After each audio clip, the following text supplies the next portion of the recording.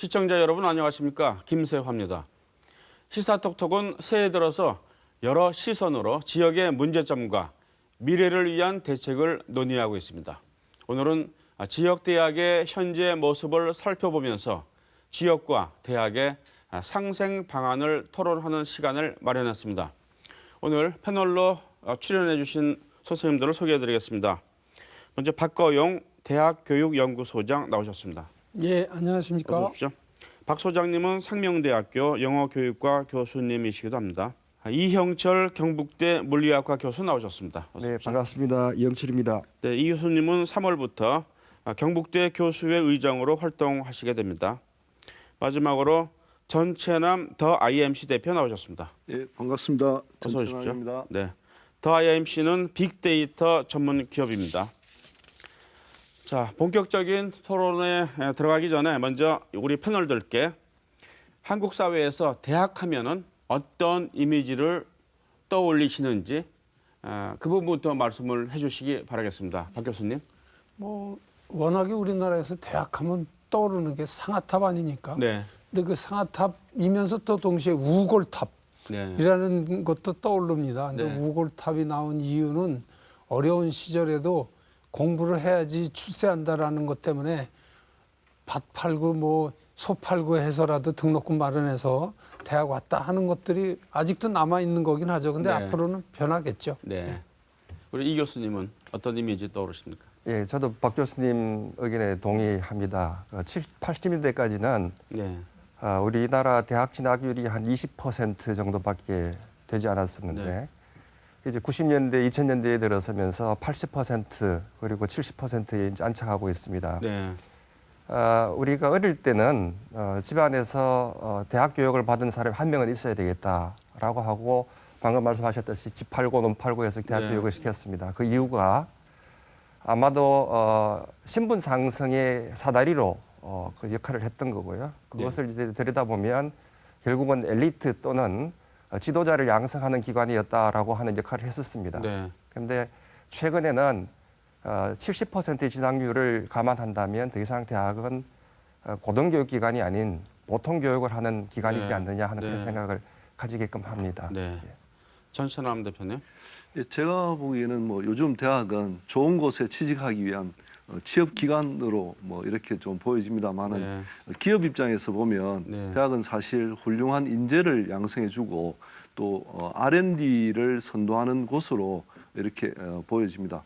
그런데 아쉽게도 현실적으로 대학이 이런 취업을 준비하는 곳으로 또 변질되고 특히 이제 공무원 양성소 같은 이미지로 예. 완전히 바뀌어지면서 예. 실제로 저희들 입장에서는 안타까운 점이 많습니다. 예, 알겠습니다. 그렇다면 지역 대학은 또 어떤 이미지일까? 지역 대학만 따로 놓고 본다면은 어떤 생각을 하시는지 한번 들어보고 싶은데요. 우리 한국 사회에서 이 대학이라는 것이 두 가지 큰 기능이 있는 것 같아요. 교육기관 그리고 연구기관 이렇게 보는 게 맞겠죠? 근데 이제 이 지역과 그럼 대학 간의 어떤 역할 정립 이런 개념은 없는가? 그런 의문을 계속 이제 가지고 있는데 사실 이런 개념은 1990년대 들어서 산학 협력이라든가 이런 개념들이 등장하면서 대학과 지역 간의 역할 재정립이 이루어질 것 같다는 이런 그런 기억을 갖고 있는데요. 자, 어떻습니까? 우리 대구 지역 이제 경산에 많으니까 대구 경북 지역 대학은 우리 지역에 대해서 의제 설정이라든가 기술 발전이라든가 어떤 도움을 주고 있다고 생각하십니까? 우리 전천남 대표님부터 말씀을 해주시죠. 예, 지금 현재 정부는 그 산학 협력을 강화하기 위해서 네. 링크 사업이라든지 이런 특성화 사업들, 정부의 사업들을 많이 펼치고 있는 걸로 알고 있습니다. 네. 근데 안타깝게도 역시 제가 생각하기에 지역의 대학은 그 지역 사회와 분리되어서 좀 있는 것 같습니다. 그러다 보니까 지역 사회의 아젠다를 설정한다든지 또 지역의 어떤 산업 발전을 주도해야 되는 매우 중요한 역할을 가지고 있음에도 네. 실제로 그런 역할을 못하고 지역 사회에 큰 도움을 주지 못하고 있는 것 같습니다. 왜 그러냐면은 제 생각에는 대학이 아직도 고고한 상아탑으로 그 위치하고 또 기업이나 어떤 일반인들이 범접하기 좀 어려운 그런 협력의 창구도 가지고 있지 못한 것으로 저는 보여지고 있고요. 그다음에 두 번째는 지역 대학이 가지고 있는 또 지역 사회가 안고 있는 고민과 같은 맥락인데요.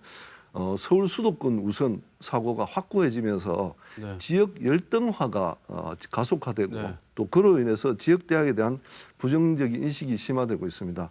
그러니까 우산 학생들은 인서울로 또 교수님들도 서울로 옮겨가는 것을 뭐 당연하게 생각하고 그래서 서울 지상주의는 더더욱 팽배해지면서 지역과 그 서울대학 간의 격차가 커지고 있습니다. 여기에 뭐 앞서 잠깐 이야기됐습니다만 학령 인구가 감소하니까 사실 대학이 지금 자기 코어 석자가 돼버렸습니다. 네. 자기 코어 석자이다 보니까 지역 사회를 둘러보고 또 지역 사회에서의 어떤 대학의 역할을 실행하기는 너무 어려워지고 있는 것 같다라는 생각이 듭니다. 네. 교수님은 어떻게 보십니까? 예, 그 아까 제가 말씀드렸다시피 우리나라의 대학 진학률이 70%라고 하는 것은 뭘 의미하느냐 하면 우리가 논의해야 될 대학의 스펙트럼이 상당히 넓다는 겁니다. 네. 그 엘리트 교육을 해야 되는 대학이 있는 반면 또 산업 인력을 현장에 바로 투입할 수 있도록 인재를 양성해야 되는 네. 대학도 있고요. 그리고 또 기초연구나 인문학 연구를 수행해야 되는 대학이 있는 반면 산업 현장에서 바로 적용될 수 있는 스핀오프 기술을 연구해야 되는 대학들이 있다고 생각합니다. 그런데 우리가 이제 조금 조심해서 이야기해야 될 것을 이 대학을 다 하나의 카테고리에 집어넣고 논의하다 보면 네. 모든 그 기능들을 다 수행 못하는 꼴이 돼버리죠. 그래서 이걸 조금 더 현실적으로 이야기하기 위해서는 대학의 위상 정립, 대학의 역할을 분명히 이야기하고 예. 어떤 대학은 엘리트 교육을 지향해야 될 것이고 어떤 대학은 산업 인력을 양성해야 될 것이고 어떤 대학은 기초 연구를 해야 될 것이고 어떤 대학은 학문을 보호 발전시켜야 될 것이고 뭐 그런 것들에 대해서 고민이 좀 녹아나야 된다라고 하는 생각을 해봅니다. 네. 전 대표님이나 이 교수님 얘기에 저는 뭐 전적으로 동의하지만 조금 다른 측면에서 얘기를 하고 싶어요. 네.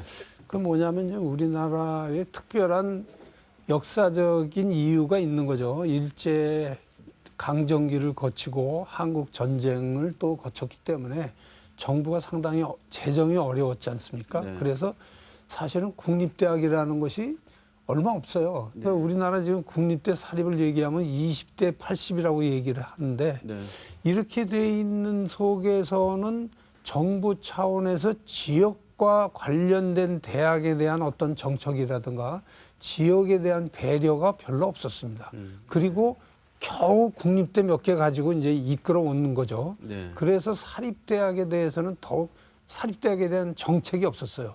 그리고 사립대학에 대한 지원도 없었고. 네. 그러다 보니까 아까 전 대표님이 얘기하신 것처럼 대학과 지역 간의 관계가 무관하게 됐어요. 네. 어떻게 보면. 네.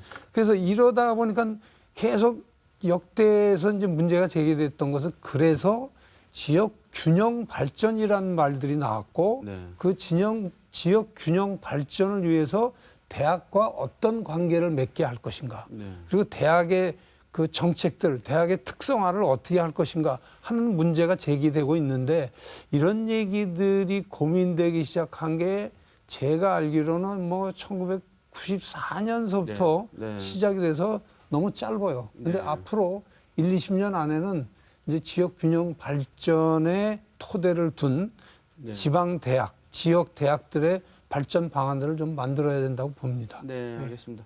교수님은 대구 경북 지역 대학에 대해서도 좀 알고 계시는 부분이 있습니까? 어떻게 보십니까? 외부에서 볼 때면. 이제 저는 사실은 뭐 대학교육연구소 일 때문에도 그렇고 민기업이라고 하는 조직에서 일을 하다 보니까 네. 이 전국에 있는 대학들을 좀 많이 다닙니다. 네. 그런데 대구에 오면서 제일 그 인상 깊은 건 뭐냐면 지금 경산이라는 네. 곳에 네. 대학들이 이렇게 모여 있는 데는 우리나라에 없어요. 네. 그러니까 대학 타운, 네. 캠퍼스 타운 같은 것들이 형성이 돼서 그 시너지 효과를 낼 수 있는 굉장히 그 큰 자원을 가지고는 있는데 네.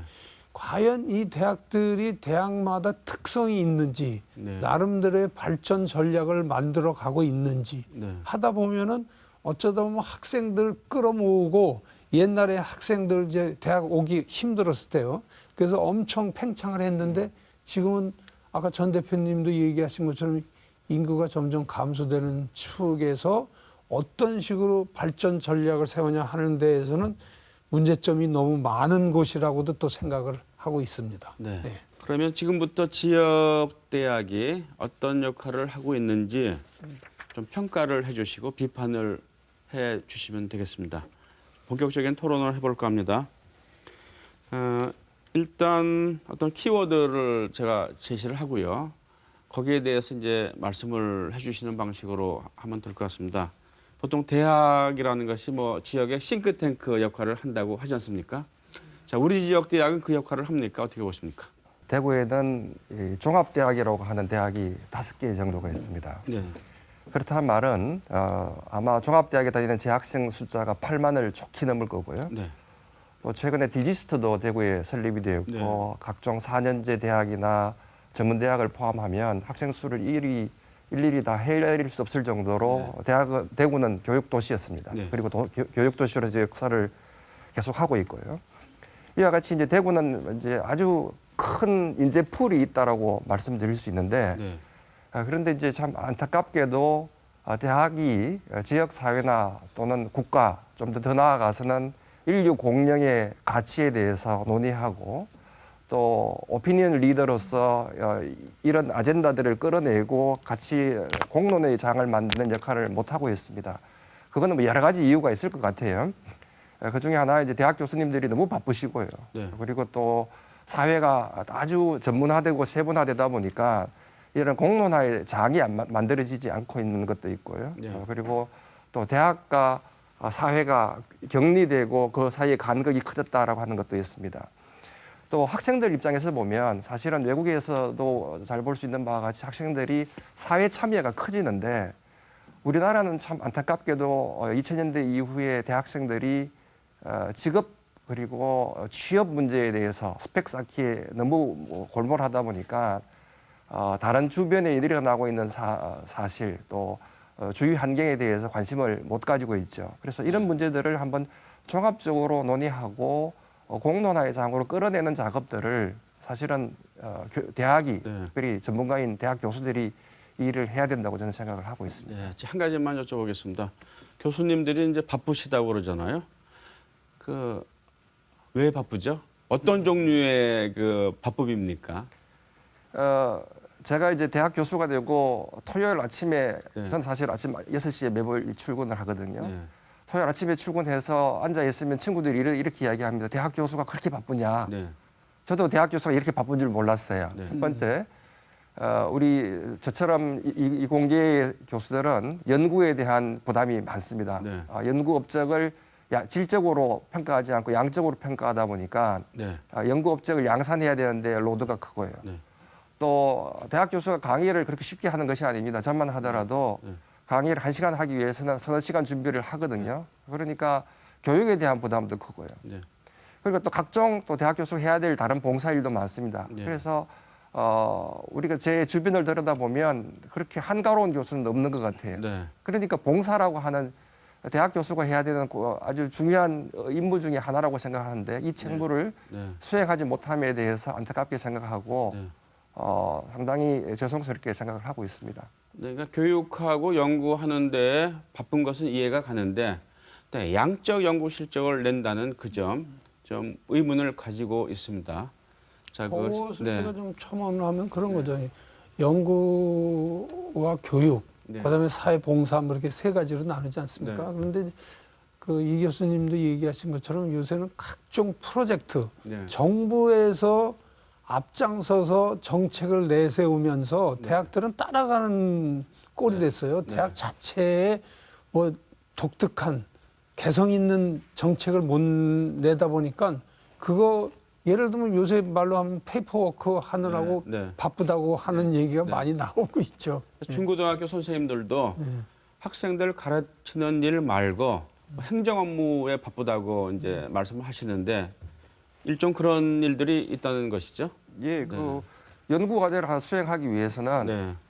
아마 연구 제안서를 5번, 6번 제출해야지 한 네. 번 이렇게 네. 연구 과제가 채택되는 겁니다. 그리고 나서 또 각종 분기별, 단기별 평가, 최종 평가 등등이 있고요.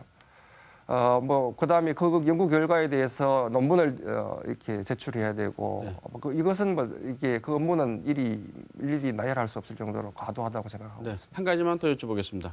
봉사에 대해서 조금만 설명을 해주시죠. 예, 그 대학 교수는 지역에서뿐만 아니라 사회적으로 네. 최고의 전문가입니다. 네. 이 전문가들이 앞으로 미래에 대해서 이야기하려고 하면 미래의 발전 방향 그리고 인간이 살아가기 위해서 행복하게 살아가기 위해서 네. 필요한 것이 무엇인지 그리고 또 인류가 추구해야 되는 것이 무엇인지 또 우리 후학들에게 앞으로 살아갈 방향을 어떤 것인지에 대해서 스스로 실천하고 또 모범을 보이고 방향을 제시하는 일들이 필요하다고 생각합니다. 이런 맥락 속에서 대학 교수는 학생들에게만 그 봉사의 의미를 가지고 있는 것이 아니고요. 지역 사회에 파급되어서 네. 지역 사회가 바뀌게끔 하는 역할을 해야 되는데 네. 우리는 거기에 대해서 너무 등한시하고 있다고 생각합니다. 네. 알겠습니다. 그 지역 대학이 최고의 이 전문 인력 풀을 확보하고 있고 또 싱크탱크의 역할을 해야 된다는 데서는 뭐 다들 동의하실 거라고 생각합니다. 그런데 왜 그러면 이런 좋은 조건 속에서도 실제로 지역사회의 싱크탱크 역할을 못하고 또 지역사회에 대한 그 봉사활동들을 적극적으로 못할까? 이를 살펴보면 대학이 사실 제가 볼 때는 각자 도생의 길로 들어가면서 혼자 살아남겠다는 생각을 하고 있는 것 같습니다. 네. 실제로 이제 연구를 많이 한다라고 이야기하시고 연구가 이루어진다고 하시는데 저희 기업 입장에서 보면 그 연구가 연구를 위한 연구 또 평가를 위한 연구에 좀 지나지 않느냐 이런 현실적인 좀 비판을 하고 싶고요. 네. 그 연구의 결과들이 선순환적으로 가려면 이제 기업으로 기술 이전이 되고 또 확산이 되어서 이 상용화가 돼서 기업은 그것을 가지고 이익을 창출하고 그 이익을 가지고 또 새로운 일자리를 만들어내서 또 이 대학에서 우수한 졸업생들이 나오면 그 우수한 졸업생들이 취업할 수 있는 공간으로 이렇게 선순환적으로 가야 되는데 제가 볼 때는 지금 현재 기업도 뭐 지역의 기업들이 열악한 환경에서 대기업도 없고 중소기업들밖에 없는 어떤 산업 구조적인 문제나 네. 여러 가지 문제가 있지만 네. 이렇게 지역의 기업이 성장하지 못하는 데는 저는 대학의 절대적인 기여나 역할을 못하고 있는 점이 크다라고 생각을 합니다. 현실적으로 제가 이제 조금 부연해서 말씀드리면 저희들은 그 IT 기업, 빅데이터 기업이다 보니까 좀 첨단의 미래 어떤 산업과 관련된 과학 기술들을 필요로 합니다. 그와 관련된 인재들을 필요로 하는데 실제로 저희와 관련된 어떤 연구나 기술 인력을 길러내고 또 인재를 확보하고 있는 데가 거의 없습니다. 이런 상황이다 보니까 대학은 대학대로 생존하기 위해서 어떤 정부가 주도하는 평가에 목을 매게 되고 또 자원 마련의 하나의 어떤 방법으로서 정부가 시행하는 각종 사업에 참여하다 보니까 좀 전에 이 교수님께서 말씀하셨습니다마는 연구 계획서 작성에 시간을 다 뺏긴다라고 말씀하셨는데 저희가 볼 때는 연구 계획서도 있지만 이런 사업에 참여하기 위해서 사업 계획서 작성하고 또 사업 시행하면서 시행에 따른 어떤 결과 보고 또 관리 이런 쪽에 제가 생각하기에는 많은 시간들을 뺏기고 네. 있어서 실질적인 연구가 못 되고 있지 않나 이런 생각을 좀 하고 있습니다. 산업 또는 첨단 과학 이런 것을 얘기할 때는 대학이 과연 지역의 싱크탱크로서 역할을 할 수 있을까? 네. 그 지역과 대학 간의 유기적인 관계라는 거는 조금은 글로벌한 시대에서는 지역을 떠나는 게 더 강해진 것 같아요. 그래서 싱크탱크로서 얘기를 한다면 좀 인문학적인 것으로 얘기를 하면 지역의 문화나 역사 이런 쪽에는 그 지역에 있는 대학들이 싱크탱크 역할을 좀 많이 할 수 있다고 봐요. 그런데 산업 내지는 첨단 과학 이런 거하고는 지역하고는 요즘에는 좀 떠나는 그런 경향들이 뭐 많아지지 않았나 이런 생각을 좀 합니다. 예. 그 산업 기술 이전 쪽에 관심을 가지는 대학이 있어야 된다고 저는 생각해요. 왜냐하면 산업 인력을 양성하는 대학은 그 산업 인력이 양성되어서 현장에 투입됐을 때 바로 사용할 수 있는 기술을 가리켜야 될 거고 거기에 대한 연구를 수행하게 될 겁니다. 그런 맥락 속에서 직업 인력 양성에 관심이 있는 대학들은 산업체, 지역 산업체하고 유기적인 관계를 통해서 기술 발전에 도모해야 될 거고요. 또 한 가지만 더 나아가면 대구는 문화, 사회, 역사의 도시로 지금 탈바꿈하기에 노력하고 있습니다. 뭐 오페라 축제도 있고요. 뭐 대구 근대 문화 거리도 있고 금강석 거리도 있고요.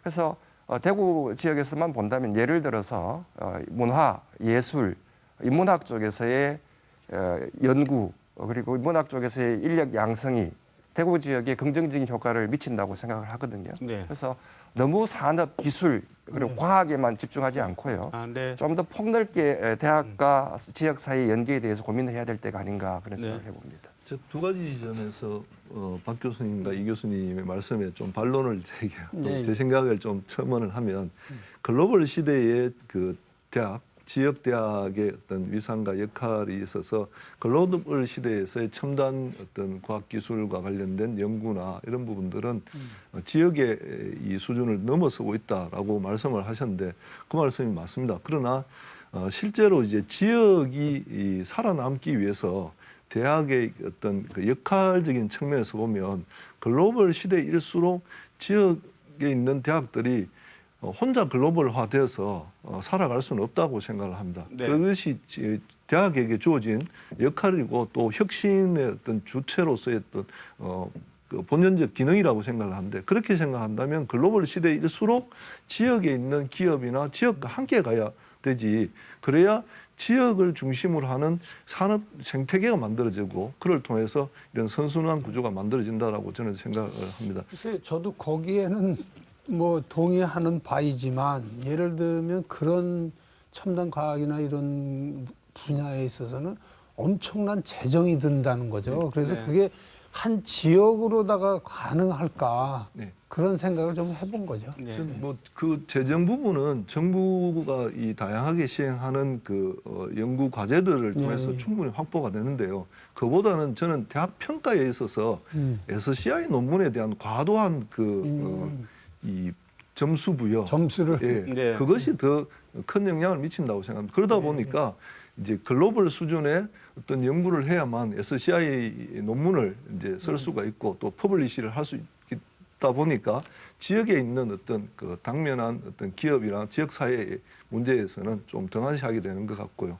그 다음에 인문사회과학과 관련해서 어떤 지역 사회와의 어떤 협력이나 뭐 공존 이런 부분들이 첨단 그 어떤 과학 기술 분야뿐만 아니라 매우 중요한 부분인데 실제로 지금 대학들이 사실 대학 스스로가 인문사회과학 부문에 대한 경시라든지 어떤 그 구조조정의 이 그 중심에 이런데 이 폐쇄하는 쪽으로 방향을 잡고 있다 보니까 사실은 인문사회과학조차도 지역사회와의 연계라든지 협력, 뭐 상생 이런 게 잘 안 되고 있다라고 저는 봅니다. 네, 알겠습니다. 구조조정 문제까지 거론하셨는데요. 그 SCI 논문이라고 말씀하셨잖아요. 그 어떤 겁니까? 그 쉽게 말씀드리면 이제 SCI 논문이라고 하면 국제 학회들이 네. 학술 단체가 인용을 하기 위해서 네. 아주 공인한 네. 논문이라고 생각하시면 그 네. 틀에서 틀리지 않습니다. 네. 저는 물리학과에 다니기 때문에 물리학과 교수이기 때문에 물리학과에서 업적 평가는 우리는 전부 네. SCI 논문으로만 하고 네. 있습니다. 그런 맥락 속에서 제가 이제 뼈아픈 질책으로 받아들이는데요. 네. 변명을 하나 하자면 경북대학교의 경우에 경북대학교에 적어도 기초과학을 연구하는 교수들이 지향해야 될 바는 인류의 미래 그리고 기초과학적이고 학문적인 입장에서 나아가야 될 방향에 대해서 연구를 하고 있거든요. 그 연구 업적들은 당연히 국제적인 저명 학술지에 발표되고 거기에서 인정받아야 된다고 생각하고 있고요. 네. 그리고 이와 같은 기초 연구가 결국은 언젠가는 산업 기술 쪽에 이제 관련돼서 그 성과를 내게 돼 있거든요. 이건 긴 안목에서 쳐다봐야 되는 일들이고요. 네. 이런 일들 해 나가야 됩니다. 해 나가야 되고요.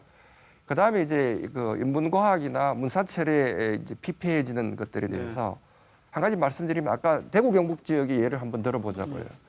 5개 종합대학이 있다면 5개 종합대학에서 교육 과정으로서 학생들에게 제공하는 과목들을 열어다보면 거의 대동소이합니다.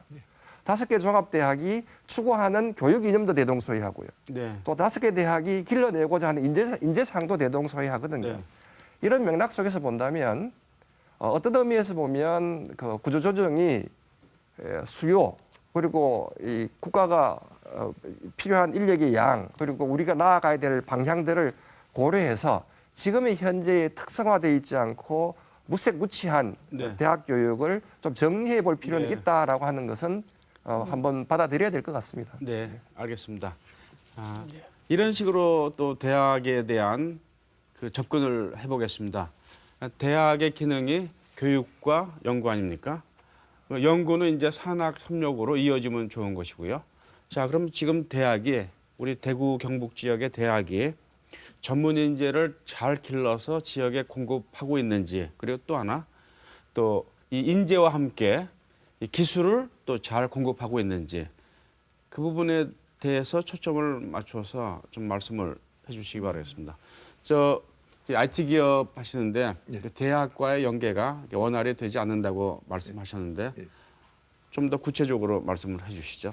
일단 저희들은 그 전문 인력을 좀 석박사급의 전문 인력을 원활히 확보를 해야만 네. 사실 저희들이 경쟁하는 것은 뭐 대구 안에서 어떤 기업 간의 어떤 시장 경쟁을 하는 것이 아니고 전국적이고 또 글로벌적입니다. 네. 이런 상황에서 전문 인력을 확보를 해야 되는데 실제로 대구 경북 지역에서 몇몇 대학을 제외하고는 대학원이 거의 네. 붕괴가 되어버렸습니다. 실제로 대학원생으로 이 지금 공부를 하고 있는 또 연구를 하고 있는 학생들은 대부분 외국에서 와서 이제 한국말도 잘 안 되고 어떤 네. 학습의 이런 그 수준도 제가 볼 때는 그렇게 높지 않은 학생들이 주를 이루고 있다 보니까 실제로 이제 대학원에서 전문 인력을 길러내지 못하니까 일단 그 교수님들의 연구에도 어려움이 있을 뿐만 아니라 기업 입장에서도 새로운 기술을 받아들이고 발전시켜야 되는 입장에서는 전문 인력 공급이 원활하게 이루어지지 않고 있다라는 겁니다. 이 이야기는 뭐 또 이렇게도 이야기합니다. 대학 입장에서는 기업이 지역에 변변한 기업이 없으니까 전문 네. 인력들이 양성이 되더라도 갈 데가 없으니까 대학원에도 잘 안 오고 또 이런 그 악순환이 반복되는 거 아니냐. 네. 그래서 뭐 지역의 대기업을 유치해야 된다라고 또 이야기를 합니다만은 그러나 이제 지금 현재 상황에서 그 첨단의 미래 산업 중심으로 살펴봤을 때는 전문 인력을 확보하지 못하는 기업이 생겨날 수도 없고 또 유지될 수도 없는 상황이고 또 정부가 요즘 강조하고 있는 창업 같은 경우는 더더욱 더 힘들어지는 상황이고 창업에 대한 뭐 투자는 많이 합니다만 그 성과가 어떤 파급력이 지역에 별로 미치지 못하는 상황으로 나아가고 있는 것 같습니다. 네. 예. 그 기술 자문은 우리 지역 대학으로부터 예. 받으십니까? 저희들은 뭐 좀 어려운 편입니다. 예. 그러니까 인력도 공급을 제대로 받지 못하고 예. 기술 또한 마찬가지란 말씀이신데요.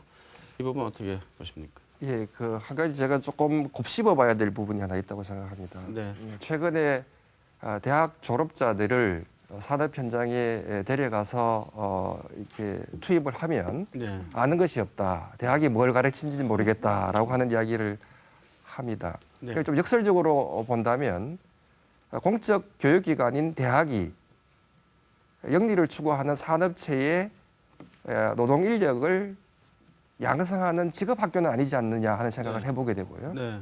그래서 여기에서 조금 더 붙이면 예를 하나 들겠습니다. 한 10여 년 전만 하더라도 디지털 카메라가 아주 유행을 했죠. 근데 10년이 지난 지금에는 디지털 카메라는 스마트폰으로 다 흡수돼 버렸단 말입니다. 네. 자, 예를 들어서 대학이 디지털 카메라를 양산하는 데 투입될 수 있는 기술을 확보한 인력을 길렀다면 네. 이 기술자는 10년의 기술 주기 속에서 이제 도태되는 거거든요. 네. 자, 그러면 교육이 특별히 대학이 추구해야 될 바는 이와 같이 산업 현장에 직접 투입될 수 있는 산업 인력을 길러내는 것도 있겠지만 기술의 발전에 이게 적응하고 기술을 선도해 나가고 그리고 장기적으로 산업 현장에서 리더로서 활동해 나갈 수 있는 인력들을 길러내야 된다고 보고 있거든요. 근데 그런 맥락 속에서 대학원 육성에 대해서 관심을 가지셨는데 최근 지역 대학의 대학원의 붕괴는 심각한 수준에 이르고 있고 이것에 대해서 대학 구조 개혁보다 훨씬 더 중요하게 저는 개인적으로 대학원 양성에 대해서 또 육성에 대해서 고민을 해야 될 때가 됐다 그렇게 생각을 합니다. 그런데 이제 요즘에 와서는 대학에서 인재를 양성한다고 얘기할 때 그 인재를 여러 층으로다가 봐야 될 것 같아요. 네. 그런데 4년제 대학이 보편 교육화돼 있기 때문에 고급 인력이라는 것은 이제는 대학원 수준을 나와야지만 가능한 게 됐고 네. 그런 쪽에서 보면은 이 고급 인력일수록 또 유입 유출이 굉장하단 말이죠, 이게. 네. 그러니까 한국에서 외국으로 나가는 유출되는 인재들도 많을 뿐만 아니라 네. 국내에서 얘기하면 또 각 지역에서 또 서울로 다 빨려 들어가는 게 또 많단 말이죠. 그래서 그런 차원에서 본다면은 이 인재 문제는 상당히 심각한 것이고 그다음에 지방 대학의 대학원 교육이 진짜 그 다 망가져가고 있다라는 것은 심각한 문제라고 봅니다, 저는. 네. 어느 연구소의 연구 보고에 의하면 20세기 이후에 지식의 양은 2년에 2배씩 증가한다고 그러죠. 그렇단 말은 새로운 새천년이 시작한 2000년에 비해서 2018년인 오늘 지식의 양은 500배가 증가했다는 걸 의미합니다. 네. 자, 이 말은 학생들이 대학에 들어와서 배워야 될 지식의 총량이 엄청나게 증가했고요. 그리고 기존의 4년제 대학으로서 교양교육도 충실히 하고 그다음에 전공교육도 충실히 하고 직업교육도 다 할 수 있는 그런 방법은 없는 거죠. 그래서 이제 교양교육의 방점이 찍히고 그러한 소양을 쌓게끔 하기 위해서 법학전문대학원, 의학전문대학원도 도입했다가 네. 의학전문대학원 다시 되돌아가고 네. 이와 같이 교육 현장에서 교육 정책의 이 혼선 때문에 대학 교육이 내실화되지 못하고 있다고 하는 그런 문제점도 제기를 합니다. 네. 한 걸음 더 나아가면 최근에는 그 4차 산업혁명 이야기하면서 대학이 4차 산업혁명에 대한 교육을 좀 더 심도 있게 해야 된다라고 하는 논의가 지속되고 있는데요. 여기에 대해서는 정말로 고민을 가지고 한번 쳐다봐야 됩니다. 과연 4차 산업혁명이 뭐길래 또 4차 산업혁명의 교육을 어떻게 해야 될 것이며 4차 산업혁명이 인류에게 어떤 영향을 미칠 것에 대한 논의가 없이 그냥 구호에 의해서 4차 산업혁명에 따른 교육 이런 이야기를 하는 것은 저는 상당히 탁상공론에 불과하다 그런 생각을 해봅니다. 네. 그러니까 사회가 필요로 하는 인재를 어떤 길러내지 못한다는 데에는 거의 이제 동의를 하시는 것 같은데요. 전찬남 대표님, 예. 그 이제 학생들이 졸업해서 오는 학생들이 없다고 이제 말씀하시는 거 아닙니까? 예. 그럼 뭐 기업 자체 내에서 교육 기능도 있지 않습니까? 네, 예. 그건 어떻게 합니까? 그 학생들 오면은 졸업생들 오면은 자체 교육을 해서 네. 그 일꾼으로 활용을 하십니까? 예, 뭐 좀 전에 이 교수님께서 말씀하시는 부분 중에서 이제 과학 기술의 이 발전 이 급속화되니까 네. 어떤 뭐 10년 전의 기술을 이제는 뭐 사용할 수 없는 그런 현상들이 도래하는 것은 맞습니다. 그런데 이제 이런 부분들에 대한 해소, 격차를 이제 그 기술에 대한 교육과 어떤 실제 현장에서 적용하는 부분에서의 격차를 해소하기 위해서 저희 회사 같은 경우는 세미나라든지 자체 스터디라든지 네. 이런 부분들을 굉장히 많이 다양하게 실시를 하고 있습니다. 이 부분들은 뭐 IT 기업들은 대체로 이런 활동들을 하지 않으면 새로운 기술의 이 발전 속도가 너무 빠르기 때문에 과거 대학에서 배웠던 내용들을 가지고 몇 년을 버틸 수는 없습니다. 실제로 1년 버티기도 힘들 정도로 그렇고 저도 대학을 졸업한 지 20년이 넘었습니다만은 뭐 계속적으로 세미나라든지 뭐 컨퍼런스에 참여해서 공부도 하고 이렇게 하는데요. 이거는 이제 대학의 그런 부분을 제가 요구하는 것은 기업이 요구하는 것은 아니고요. 기업이 요구하는 것은 제가 오늘 이제 기업의 입장에서 나왔다 보니까 뭐 산학 협력이라든지 산업 기술적인 측면을 강조를 했는데 저희들은 기업 입장에서는 이런 인성과 교양과 관련된 부분들도 사실은 굉장히 중요하게 생각을 네. 하고 네. 그 부분들만이라도 네. 대학이 제대로 해서 그 사회 진출을 시켜줬으면 좋겠다라고 이제 말씀을 드리고 싶습니다. 제가 이제 얼마 전에 모 대학에 가서 4차 산업혁명과 관련된 특강을 했는데 저는 깜짝 놀랐습니다. 학생들의 한 30% 정도가 엎드려서 자거나 딴전을 피우고 있었습니다. 네. 제가 대학을 다닐 때는 외부에서 강의를 하러 오면 특강을 하러 오면 외부에서 온 손님이기 때문에 네. 더욱 조심스럽고 열심히 듣는 모습들을 보였는데 지금은 그런 어떤 기본적인 예의에 대한 부분들이 제대로 지성인으로서 갖춰야 된 소양으로서 갖추고 있지 못하다는 생각입니다. 그래서 제가 저를 초대한 교수님께 여쭤봤습니다. 어떻게 이런 일이 있으시죠? 교수님 그냥 보고 계세요라고 이야기하니까 이게 고등학교 때부터 만연화됐다라고 이야기합니다.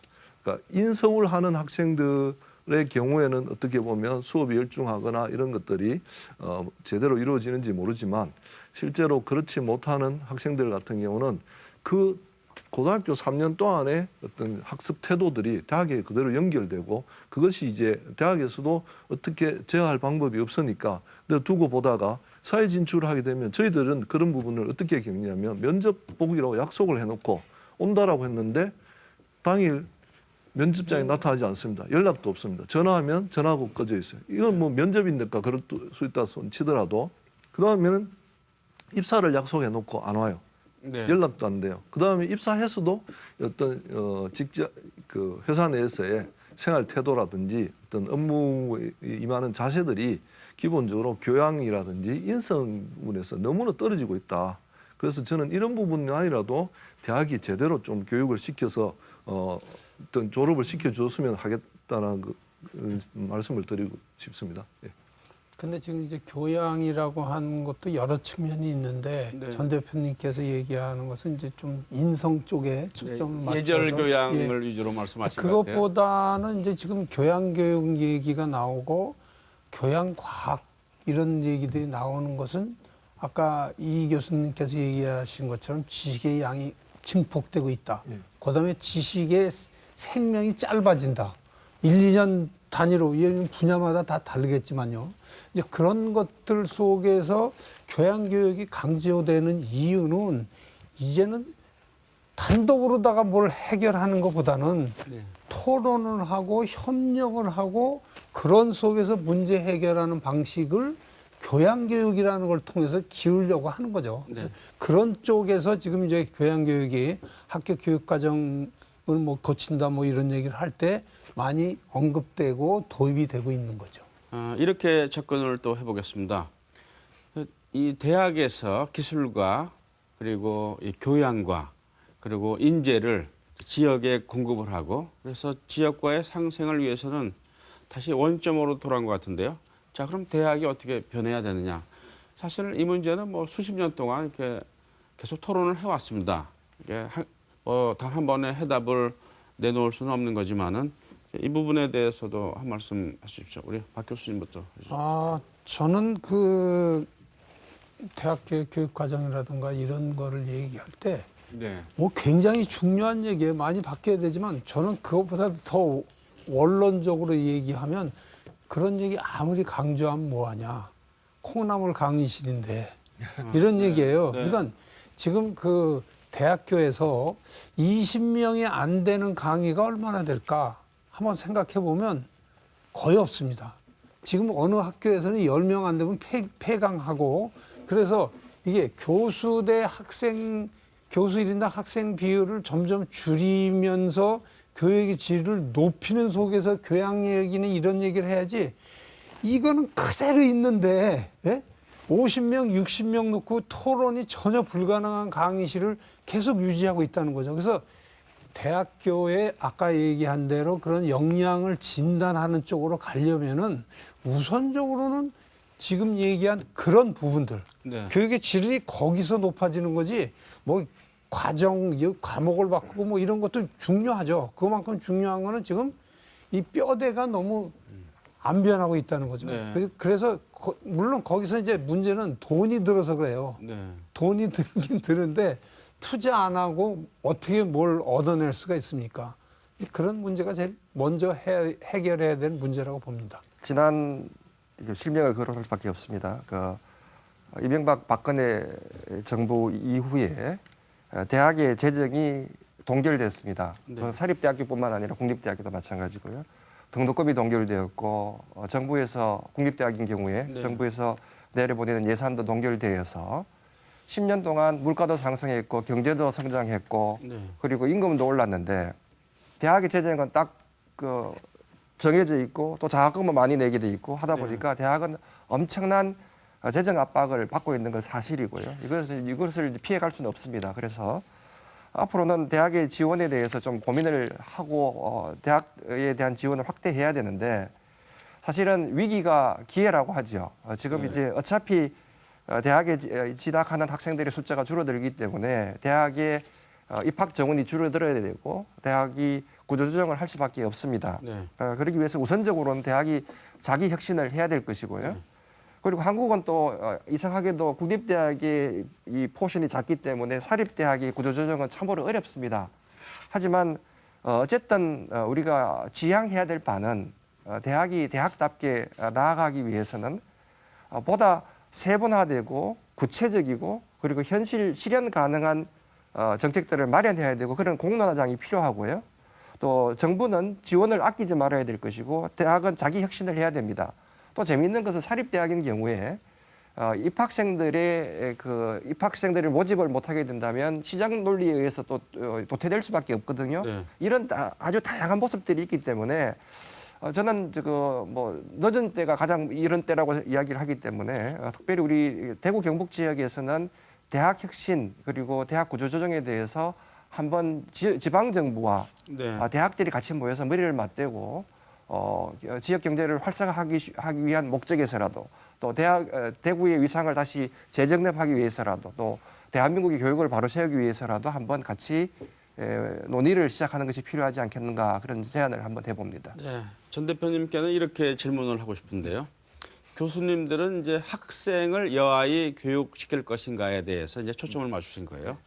그럼 대표님 보시기에 그럼 교수님들은 어떻게 개혁되어야 할 것인가 그 시각으로 좀 말씀해 주십시오. 아까 말씀하셨지만은 뭐 간단히 말해서 쓸데없는 일에 너무 시간을 뺏기다 보니까 연구 그리고 봉사 활동에 좀 미흡하다는 얘기죠.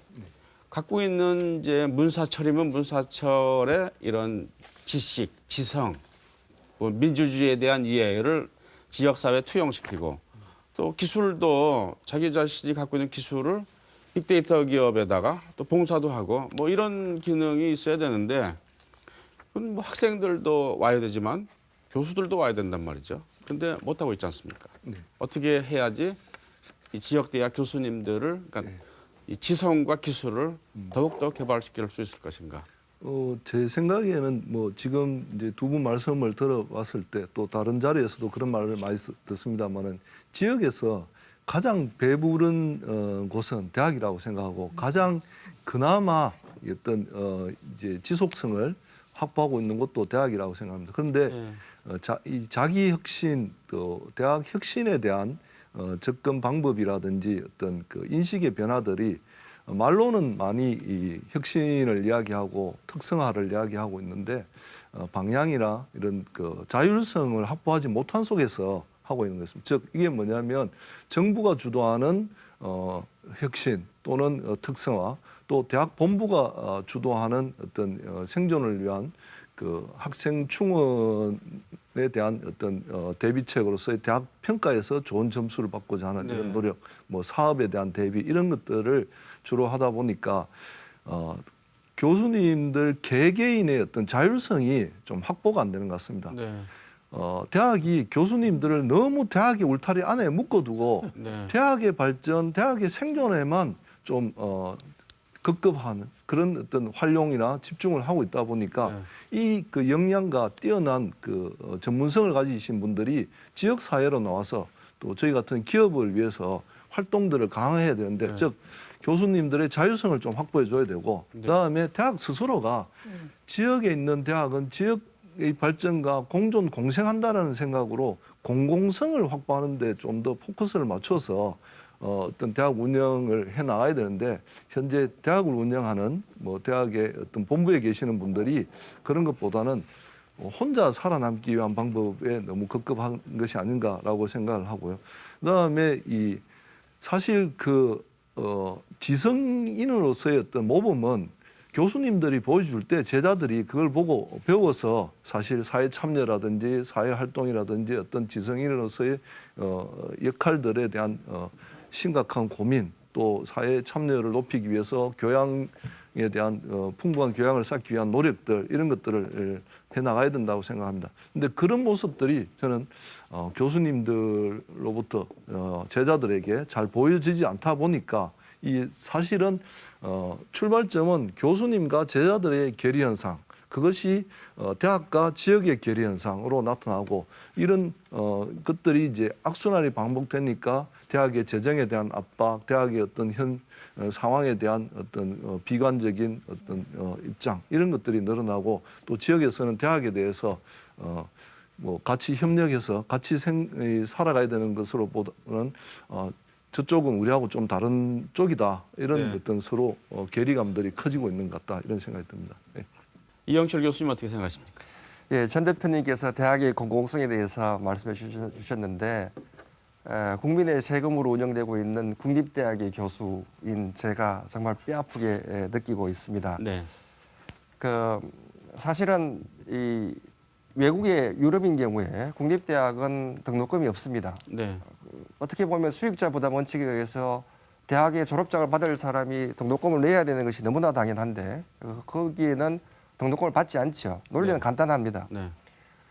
국민의 세금으로 우수 인력을 양성을 하면 이 인력들이 사회에 진출해서 가장 저급하게 이야기하면 세금을 많이 낼 거라는 거예요. 돈을 많이 버니까 세금을 많이 내서 이 사람들이 등록금을 받는 것보다 훨씬 더 많은 세금을 낼 거다. 네. 사실은 그 사람들이 주장하는 바는 이 대학 교육을 잘 받은 엘리트들이 사회를 이끌어가게 되고 사회에 긍정적인 효과를 내는 것이 훨씬 더 크기 때문에 큰 투자다라고 생각해서 대학의 공공성 그리고 공교육의 확립에 대해서 관심을 가집니다. 우리나라의 대학의 스펙트럼이 너무 넓다 보니까 한 가지 그 논리로 다 설명을 드리기는 참 어렵습니다만 적어도 대학이 가지고 있는 공적인 역할, 학문을 보호하고 유지 발전하고 그리고 인류 공영에 기여해야 될 것이고 또 세금을 이게 지불한 국민들에게 기여해야 될 것이고 지역에 기반해야 될 것이다. 거기에 첫 걸음을 대학 교수들이 해야 될 것이다라고 하는 거 말씀하신 것에 대해서 저는 뼈아프게 생각을 하고 있고요. 제가 돌아가서 학교 교수님들과 이 문제에 대해서 논의를 해보겠습니다. 네. 답은 그렇게 간단하지 않습니다. 예를 들어서 우리가 그 교과과정 개편에 대해서 우리 물리학과에서는 한 2년마다 한 번씩 모여서 논의를 하거든요. 네. 아주 심도 있게 논의를 함에도 불구하고 뾰족한 수가 나오지 않아요. 네. 그렇지만 대학 교육이라고 하는 것은 하루아침에 바뀌지 않고요. 서서히 바뀌어야 됩니다. 그것이 교육이에요. 네. 그런 맥락 속에서 어쨌든 대학은 자기 혁신과 공공성을 제고하기 위해서 노력해야 될 것이다. 저는 그렇게 생각을 합니다. 네. 박고영 교수님. 저는 이제 그런 부분들에서 제일 중요한 것 중에 하나가 정부 정책이 좀 잘못된 게 상당히 많다. 그래서 우선 첫 번째로 얘기할 수 있는 것은 아까 지역 균형 발전이라고 얘기를 했는데요. 대학 평가를 하는 데 있어서 지역에 대한 고려가 거의 없어요. 그리고 대학교의 규모에 대한 고려도 없고요. 네. 그러니까 4년제 대학, 전문대학 이걸 구분해서 하고 또 4년제 안에서도 입학 정원이 4,000명이 넘는 대학하고 2,000명이 안 되는 대학 뭐 이런 것들을 고려해야지 돼요. 그래서 그런 차원으로다가 그 정책을 좀 바꿔야 되고 그다음에 이제 대구에서 이제 최근에 일어난 일이지만 다른 어느 데보다도 대구 경북 지역에서 자체 폐교를 한 대학들이 많이 나왔습니다. 그러니까 최근에 대구 미래대학이 그렇게 됐지만 대구 의대, 경북 의대, 뭐 또 어딥니까 그 건동대, 뭐 아시아대 이런 대학들이 전부 다 폐교됐단 말이에요. 비리로 다 폐교된 데도 있고 재정적으로 어려워가지고 자체 폐교한 데도 있는데 왜 대구 경북 지역에서 이런 일들이 많이 일어나는가? 그런 거를 보면 정책이 잘못된 것도 있지만 또 부정 비리가 있는 데 대학에서는 1박 100개로다가 네. 처리를 안 했기 때문에 그런 것도 또 많아요. 그러니까 네. 이런 두 가지를 같이 고려한다면은 뭐 제가 보기에는 아까 대학의 자체 혁신을 통해서 바뀌리라고 봅니다. 네, 알겠습니다. 시간이 다 돼서요. 마지막으로 지역과 대학 간 상생 방안에 대해서 꼭 하시고 싶은 말씀 해주시기 바라겠습니다. 전천남 대표님. 예, 제가 오늘 뭐 기업의 입장에서 대학에 대해서 비판적인 이야기를 좀 많이 했습니다만은 마지막으로 제가 말씀드리고 싶은 것은 대구시와 경상북도도 비판받아야 된다라고 생각합니다. 네. 사실 대학이 중요하고 대학의 역할을 강조하면서 대구시와 경상북도가 별로 지원을 하거나 협력을 하기 위한 노력들을 별로 하지 않았다라고 네. 생각을 합니다. 네. 이렇게 자꾸 이야기하면 비판만 하게 되는데 제 스스로도 기업을 하는 이 사람의 입장으로서 보다 더 이제 어떤 우수한 인재들을 더 많이 일할 수 있는 일자리를 창출하기 위한 노력을 하겠습니다. 그러면 이렇게 하기 위해서 어떻게 해야 되냐? 저는 산학정에 트리플 헬릭스를 구축해야 된다라고 생각합니다. 네. 그래서 서로 내 탓, 남 탓만 할 것이 아니라 이런 그 산학정에 이 3주체가 만나서 네. 허심탄회하게 현재의 상황과 각자의 어떤 처지를 토로하고 협력할 수 있는 틀을 만들어서 이런 주기적인 어떤 협력 체계를 만들어서 조직으로 발전시키고 그를 기반으로 각자 상호 협력할 수 있는 그런 자리가 만들어졌으면 좋겠다라고 생각을 합니다. 네. 이영철 교수님. 예, 저는 우리나라의 국가 경쟁력은 우수한 인재에 있다고 보고 있습니다. 네. 그런 맥락 속에서 교육이 정말로 중요하고 특별히 대학 교육은 우리가 어떻게 앞으로 살아갈 것이냐 또 우리 국가 경쟁력을 계속 유지할 것이냐의 근간을 이룬다고 생각을 합니다.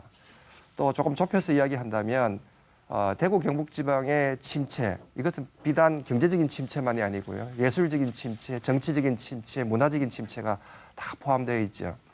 이것을 해결할 수 있는 첫 번째 발걸음은 아마 가장 쉬운 발걸음이 될 것 같고요. 그것은 대학이 해낼 수 있다. 좋은 인재가 양성이 된다면 대구의 모습, 경북의 모습이 바뀔 것 같고요. 이런 맥락 속에서 저는 제안을 하나 하고 싶습니다. 지방 정부, 뭐 대구시 그리고 경상북도 도청도 마찬가지고요. 그리고 대학의 지역에 소재하고 있는 대학들이 같이 모여서 한번 교육의 미래, 지역의 상생 그리고 인간답게 살아가기 위한 대타협을 할 수 있는 그러한 공론화장을 한번 열어주기를 부탁드리고요. 여기에서 뾰족한 수는 나오지 않겠죠. 하지만 그러한 생각들, 그러한 이야기들이 내재화될 때 우리의 모습은 지금하고 조금 바뀌지 않겠는가 그렇게 희망을 가져봅니다. 네. 박고영 교수님. 저는 뭐 짧게 얘기하겠습니다. 요새 글로벌라이제이션, 뭐 세계화라는 얘기를 많이 하지만 그런 거에 대해서 지금 지역 얘기를 고려해서 나온 말이 글로컬라이제이션이라고 해요. 그러니까 네. 이제 지구화와 지방화가 동시에 이루어져야 된다. 그러니까 생각은 지구적으로 세계적으로 하더라도 발은 지역에 놓을 수밖에 없다. 네. 그러니까 지역과 지구화를 동시에 병행하고 같이 고려해야 된다. 이렇게 해야지만 지역이 살아날 수 있다. 그리고 거기에 있는 대학도 살아날 수 있다. 이렇게 생각합니다. 네, 오늘 말씀 감사드리겠습니다. 고등학교 때까지 주입식 교육을 받은 청년들이 대학에 진학해서 만나는 것은 혁신적인 기술, 진리, 정의, 민주주의와 같은 이상보다는 이 취직이라는 냉혹한 현실입니다. 도대체 어디서부터 시작해야 대학의 수준을 높일 수 있을지 그 해답을 구하는 것이 쉽지는 않겠습니다만 적어도 또 우선은 지금 대학이 처한 위기를 정확하게 인식하는 것이 시급해 보입니다. 시사톡톡 오늘은 여기서 마치겠습니다. 시청자 여러분 감사합니다.